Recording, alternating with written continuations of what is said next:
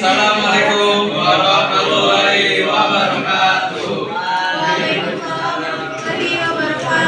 Kali ini kelompok kami akan menjelaskan Kerajaan Kediri. Perkenalkan, nama saya Muhammad Saiful Arfian Akira.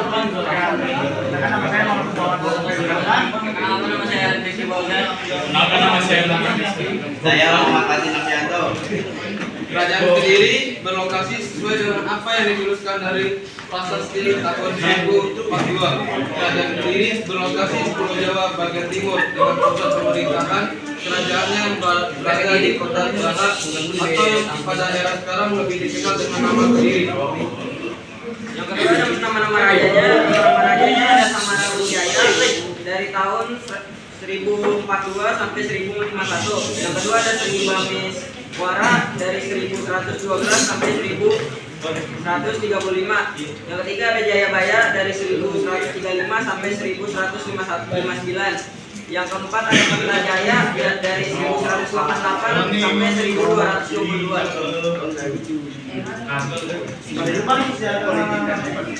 Kehidupan sosial sendiri pada maju yang diwarnai dengan kehidupan religi. Kehidupan ekonomi kerajaan sendiri bersumber pada pertanian, peternakan, dan perdagangan. Hasil pertanian berupa beras, padi, dan lain-lain. Lalu kehidupan politik berisi perang saudara yang terjadi perang saudara antara Mapanji dirasakan dengan Sri Samara Wijaya. Semula Raja Airlangga memiliki kerajaan tidak besar. Lalu ada kehidupan budaya kerajaan Kediri. Kehidupan budaya kerajaan Kediri yang menonjol adalah kitab Sri Sastra. Sedangkan karya sastra zaman Kediri adalah kitab Bharatayuda, kitab Kakawin, kitab Gatot Kaca Sarya, kitab Samaradana, kitab Ludaka, dan seni sastra lain.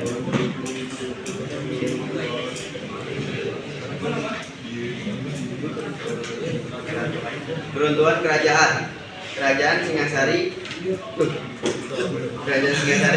di bawah kepemimpinan Kian Arok menyerang dan mengalahkan Kediri, merebutkan kekuasaan internal. Pertikaian antar keluarga kerajaan melemahkan Kediri dari dalam, kehilangan kekuatan militer. Penurunan kekuatan militer Kediri menyebabkan kesulitan dalam menghadapi ancaman eksternal. Peninggalan kerajaan. Yang pertama itu ada Candi Penataran, yang kedua ada mata uang emas, dan yang ketiga prasasti sirah keting, dan yang keempat kakawin Bharatayuda. Oke, sekian, terima kasih. Ada yang mungkin bertanya? Sabar, briefing. Perkenalkan, nama saya Managula dari kelompok Majapahit. Bagaimana kerajaan Kediri berkontribusi terhadap perkembangan bahasa dan sastra Jawa, dan apa saja karya sastra yang paling terkenal dari periode ini? Coba ulangin. Bagaimana kerajaan Kediri berkontribusi terhadap perkembangan bahasa dan sastra Jawa, dan apa saja karya sastra yang paling terkenal?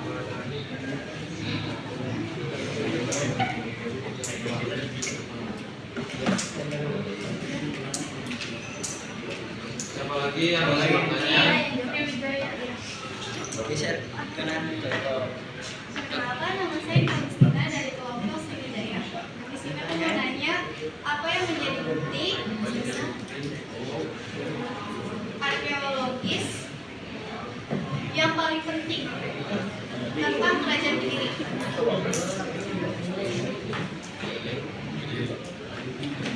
Oke, sekali lagi yang bertanya boleh disampaikan. Perkenalkan, nama saya Tasya Rahma dari Kerajaan Singasari. Pertanyaannya, apa faktor utama yang menyebabkan Kerajaan Kediri kalah dalam peperangan melawan Kian Arok dan runtuhnya kerajaan tersebut?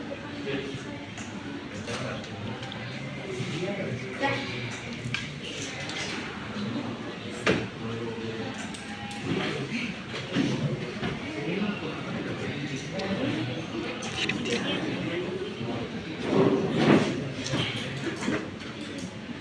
namanya Janda? Mengapa kerajaan Kediri mengalami kemunduran dan berakhir?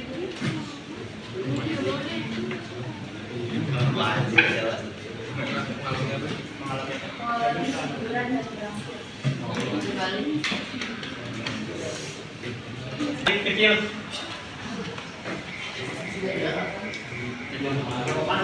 Mas, saya Pak Pajariansa dari Kerajaan Malang.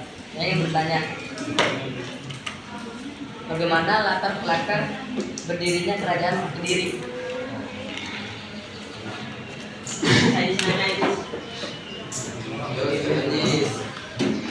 Nama saya Muhammad Fikian. Nama saya Muhammad Fikian dari Kerajaan Mataram Kuno. Saya ingin bertanya, apa penyebab terjadinya perang saudara antara Mamanji Garasakan dengan Sri Samarawijaya? Antara Mamanji Garasakan dan Sri Samarawijaya.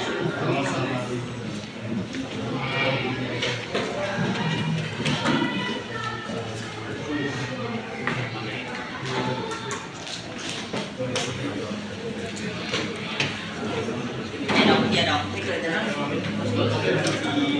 lagi yang ditanya dong.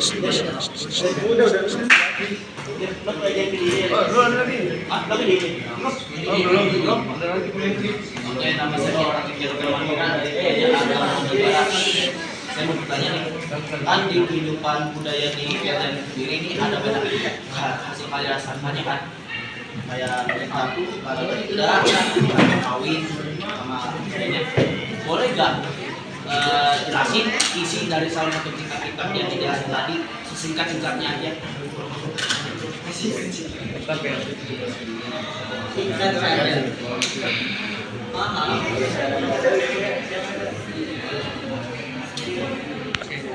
Pertama saya akan menjawab pertanyaan dari siapa? Diva Agus Dimas dari Kerajaan Sriwijaya. Oke. Keutamaan arkeologis utama pada Kerajaan Kediri ada 4. Yang pertama itu prasasti. Saya mengambil contoh dari prestasi Hanta, berisi menyebutkan kemenangan Raja Jayabaya dan ungkapan Pajalu Jayati. Yang kedua kitab sastra.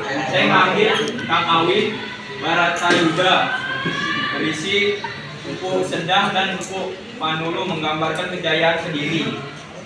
Yang ketiga candi. Saya mengambil contoh Candi Gura, struktur candi peninggalan Kediri yang ditemukan di daerah Gura Kediri. Terus artefak Sutondo Wongso, kompleks percandian yang ditemukan di Kediri. Mau ditanya bos?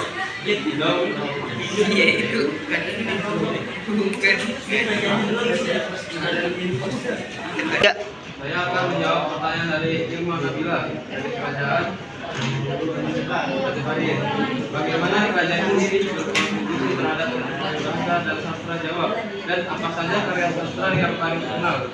Nah, Kerajaan Kediri memainkan peran penting dalam perkembangan bahasa dan sastra Jawa pada masa kejayaannya abad ke-11 hingga abad ke-13. Pertama, perkembangan bahasa Jawa. Bahasa yang digunakan adalah bahasa Jawa kuno, berkembang pesat di Kediri, terutama dalam bentuk kakawin versi klasik yang ditulis dengan metrum India. Penggunaan bahasa yang indah dan metaforis menjadi ciri khas yang kemudian mempengaruhi perkembangan bahasa di Jawa Tengah dan modern. Yang kedua adalah pusat karya sastra. Raja-raja Kediri seperti Jayabaya dikenal sebagai pelindung seni dan sastra, mendorong para pujangga untuk berkarya. Banyak karya sastra yang muncul berisi ajaran moral, spiritualitas, serta ramalan tentang masa depan. Karya sastra yang terkenal dari Kediri, saya ambil contoh adalah 4. Baratayuda, kisah perang Mahabharata, karya Empu Sedah dan Empu Panulu. Kedua adalah Arjuna Wiwaha, tentang perjalanan spiritual Arjuna, karya Empu Kanwa. Gatot Kaca Kaca Seraya, mengisahkan kepahlawanan Gatot Kaca, karya Empu Panuluh. Yang terakhir adalah Jangka Jayabaya, ramalan terkenal Raja Jayabaya tentang masa depan Jawa. Ya. Saya akan menjawab pertanyaan dari Norma dari Kerajaan Kutai. Mengapa Kerajaan Kediri mengalami kemunduran dan berakhir? Kerajaan Kediri mengalami kemunduran dan berakhir akibat konflik internal dan perebutan tahta. Serangan dari Kerajaan Singasari yang dipimpin oleh Ken Arok dalam pertempuran Ganter pada tahun 1222 serta pemberontakan kaum Brahmana yang menentang kebijakan Raja Kertajaya yang akhirnya melemahkan pengaruh Kediri dan mengakhiri kejayaannya. Deh. Saya akan menjawab pertanyaan dari Kasya. Apa faktor utama yang menyebabkan kerajaan Kediri kalah dalam peperangan Papanji, Gerasakan, dan Sri Samarinijaya? Kerajaan Kediri kalah karena pemberontakan Ken Arok dari Tumapel yang didukung kaum Brahmana akibat kebijakan Raja Kertajaya yang sewenang-wenang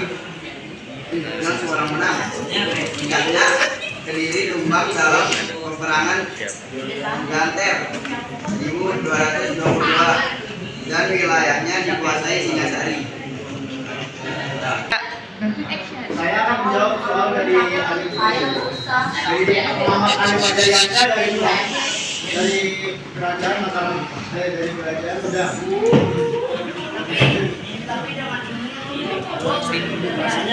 Bagaimana latar belakang berdirinya kerajaan Kediri?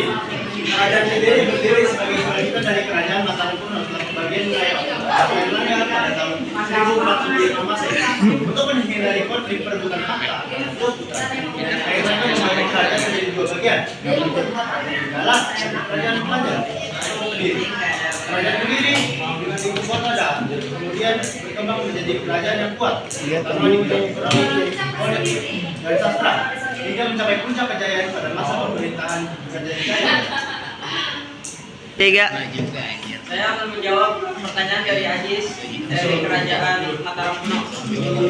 Pertanyaannya,